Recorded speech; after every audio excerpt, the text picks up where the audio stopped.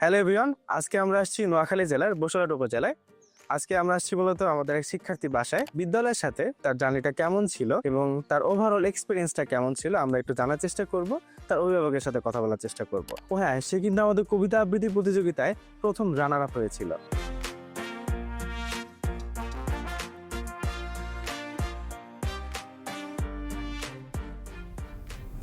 ক্লাসগুলো কেমন লেগেছে তোমার কাছে?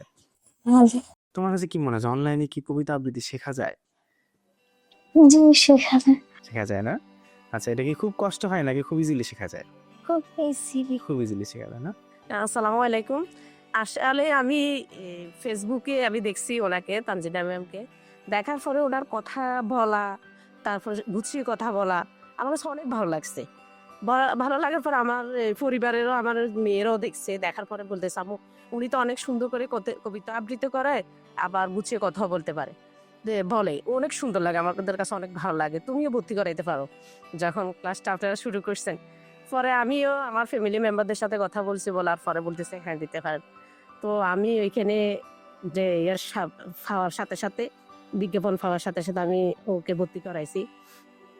তো ওইখানে দেওয়ার পরে আসলে ম্যামও যেভাবে গুছিয়ে কথা বলে, যেভাবে কবিতা আবৃত্তি শিখায়, আমাদের কাছে অনেক ভালো লাগে। ফাবিও অনেক আগ্রহ সহকারে কবিতা আবৃত্তি করে। আর কখনো কোনোদিনও ক্লাস করার সময় প্রত্যেক সপ্তাহে ওর শিখার ব্যাপারে আমরা কখনো বলতে হয়নি যে তুমি এই সপ্তাহে এটা মুখস্থ করছো কিনা, বা তুমি পারবা কিনা, বা তোমার কাছে কেমন এগোচ্ছে। ও নিজের আগ্রহ সই দিয়ে কনফিডেন্সের সাথে উনি ওগুলো মুখস্থ করে আবৃত্তি সবসময় তো দিছে, সেটা তো আপনারাও জানেন।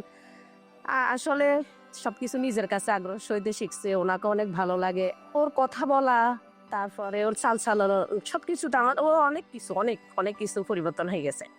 হ্যাঁ, গুছিয়ে কথা বলাটা অনেক বেশি হয়ে গেছে, আমাদের কাছে অনেক ভালো লাগে। আবার স্কুলে, বিশেষ করে স্কুলে প্রত্যেক সপ্তাহ যখন তানজিনা ম্যামের সাথে শিখতো, তখন ও প্রত্যেক সপ্তাহে আবার স্কুলে ওটা আবার শুনাইতো সবাইকে, স্কুলে ম্যামদের কাছে, ছাত্রছাত্রীদের কাছে। ওরাও আবার আগ্রহ করে প্রত্যেক সপ্তাহ বলতো যে ফাবিয়া তুমি এটা আবৃত্তি করো, তুমি ওইটা আবৃত্তি করো। তো ওগুলোর থেকেও আমরাও এগিয়ে গেছি, এগুলো আমাদের কাছে অনেক ভালো লাগতেছে।